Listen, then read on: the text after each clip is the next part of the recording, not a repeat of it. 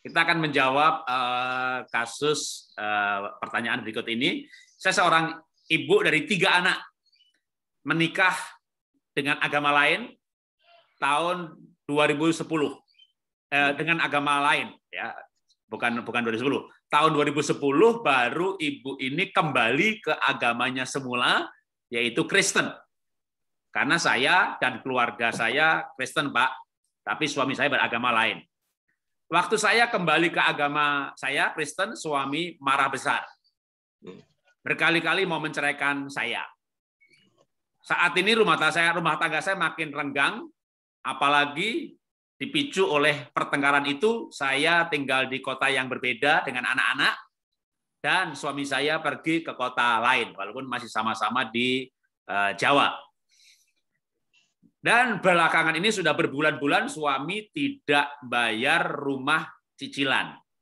Jadi rumahnya sebenarnya malah yang bukan ibunya yang pergi, ya. Jadi bapaknya yang pergi, yang ditinggali ibu dan anak-anak ini, rumah yang dibeli bersama, lalu bapak yang selama ini nyicil sekarang udah nggak nyicil lagi, dan dia selalu minta supaya ibu dan anak ini ikut agamanya, dan ibunya nggak mau. Masalah ini yang terus menjadi pertengkaran dan membuat pernikahannya semakin renggang dan tidak ada komunikasi, karena ibunya juga selalu menolak untuk ikut agama suami. Oke, silakan Pak Aryono. Ya, jadi menurut saya ini kembali kepada awal harusnya, ya. Saya percaya ibu dalam hal ini berasal atau berada dari latar belakang yang sudah percaya, sudah mengenal Tuhan, sudah hidup di dalam Tuhan, ya, tahu firman dan mengenal firman. Nah, makanya ini sekali lagi sudah terlanjur, ya, seperti yang dalam kasus pertama tadi saya katakan, nasi telah menjadi bubur.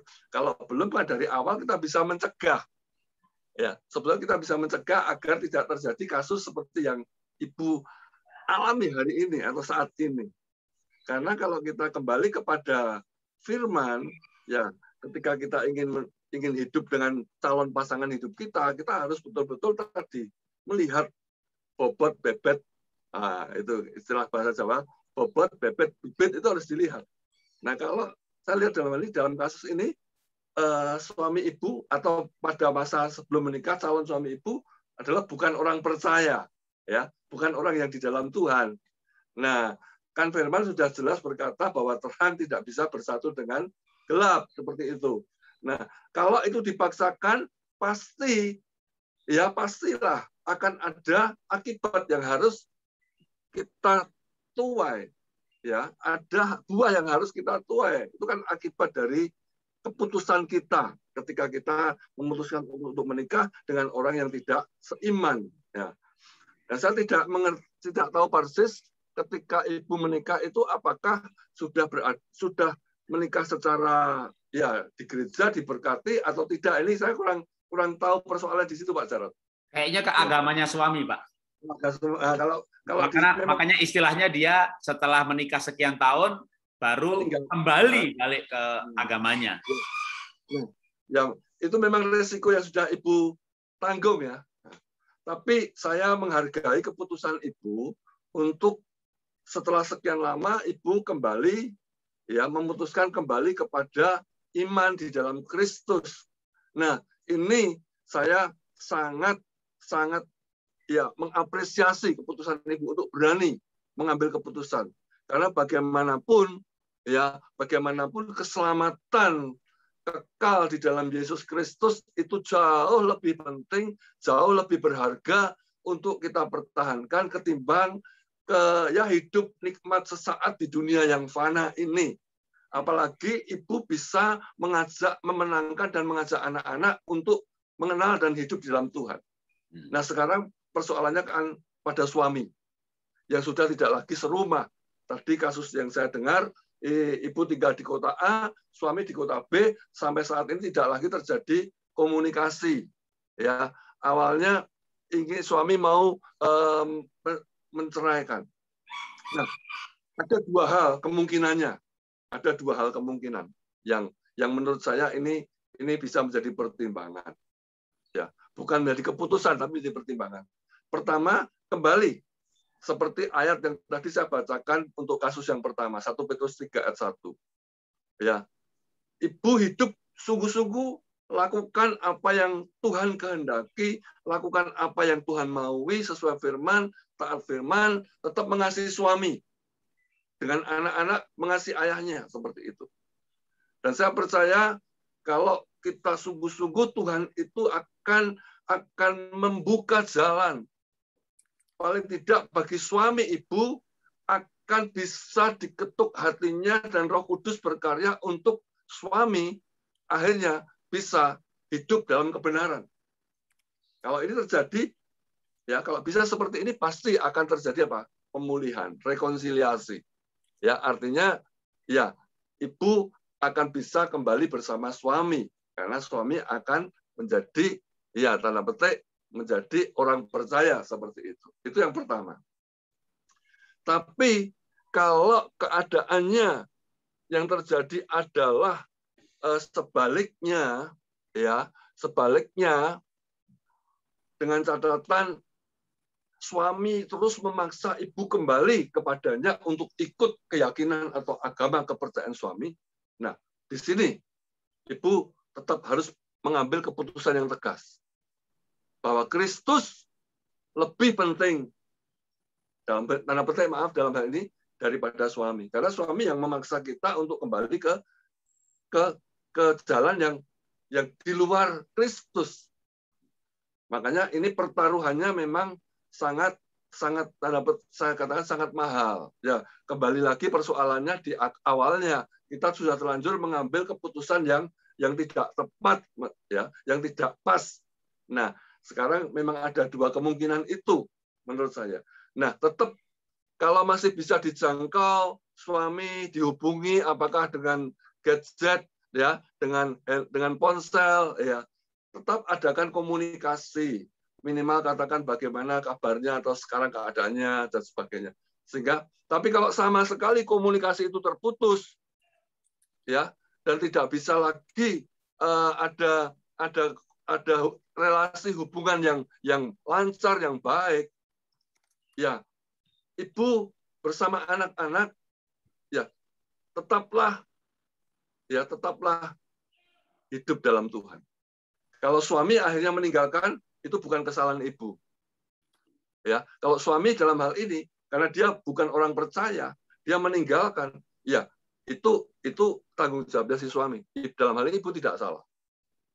Ya, dan ibu hidup dengan anak-anak, besarkan anak-anak, ya, dan terus minta tuntunan Tuhan untuk hari depan yang ibu harus jalani seperti apa. Ya, dan saya percaya sebagai istri, sebagai ibu, saya percaya punya kekuatan yang luar biasa. Ya, tidak ada hal yang terlalu sulit bagi Tuhan untuk bekerja, tapi juga di dalam Injil Markus pasal 9 ayat 23b, Tuhan Yesus berkata, tidak ada hal yang mustahil juga bagi orang percaya.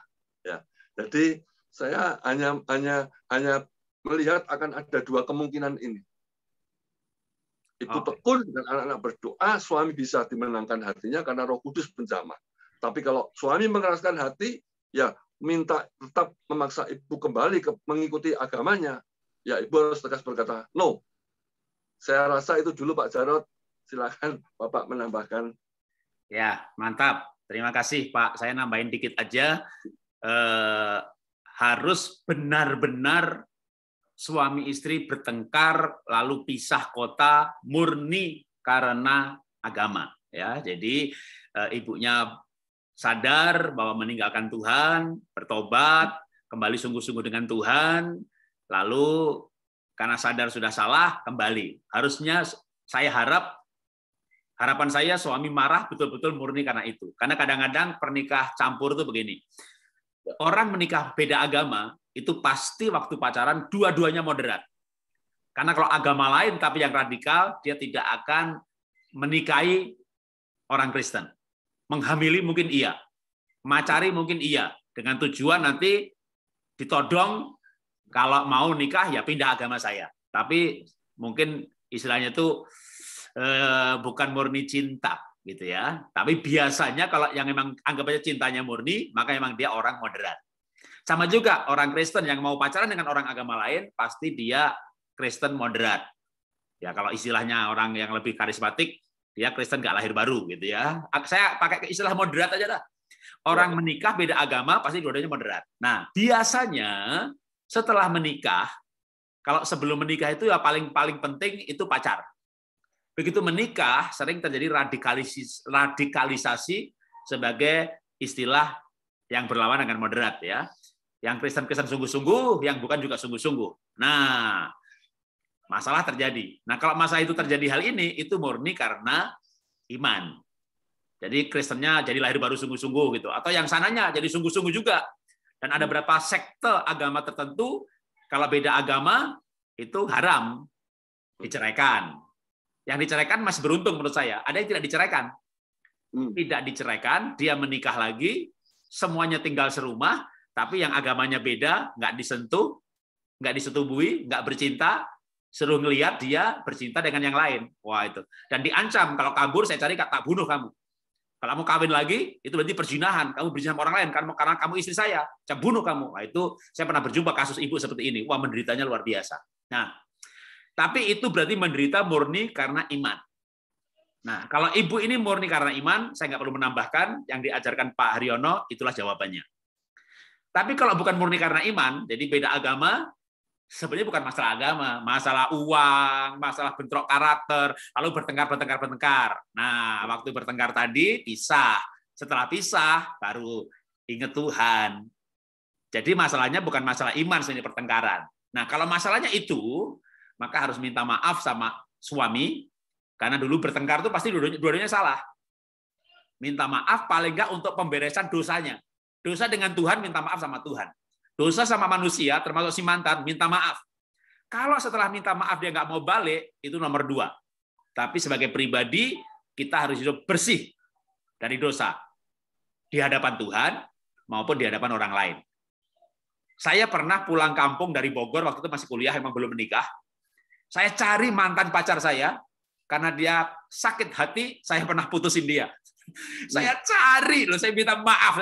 Saya nggak mau ada ganjelan, karena saya ada baca ayat, kalau engkau di depan mezbah, ingat sesuatu di hati orang lain. Ayat yang lain mirip, engkau di mezbah, dan ada sesuatu di hatimu. Di hatimu atau di hati orang lain, sama, bereskan. Jadi saya bereskan. Bukan untuk kembali pacaran sama dia. Kalau masalahnya bukan soal agama, ada masalah ribut-ribut yang lain, itu dibereskan supaya selanjutnya ibu hidup dengan Tuhan secara bersih. Ya, nah, soal waktu beresin tadi dia marah, dia tetap minta, aku sayang kamu, Pak. Aku tuh sayang banget sama kamu. Cuma sekarang saya punya kepastian keselamatan yang aku tidak akan jual. Kalau kamu bisa terima saya sebagai istri yang berbeda agama, kita kembali lagi bersatu. Saya sebagai istrimu.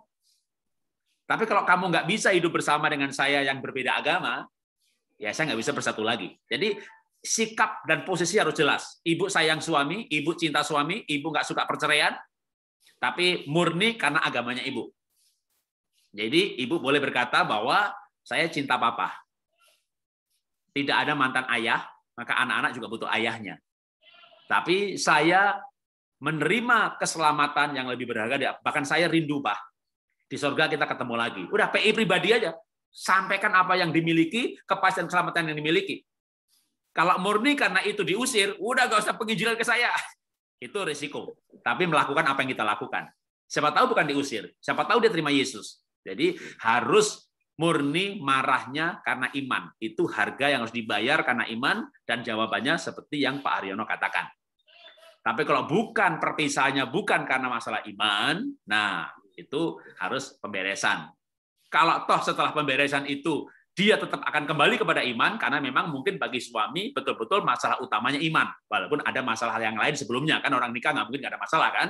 Tapi yang memisahkan itu betul karena iman. Ya sudah minta maaf untuk hal-hal yang lainnya, hidup dalam, kalau Alkitab tuh begini, kalau kau berpisah, engkau harus hidup dalam damai sejahtera, dalam damai, bukan dalam permusuhan.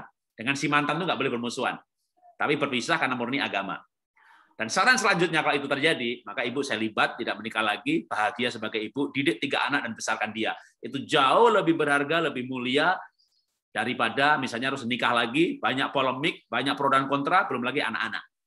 Karena memang ini sebagai konsekuensi dulu menikah beda agama, konsekuensi dari mengambil iman yang sungguh-sungguh, udah apalagi anaknya 3, besarkan dia. Itu saran dari saya.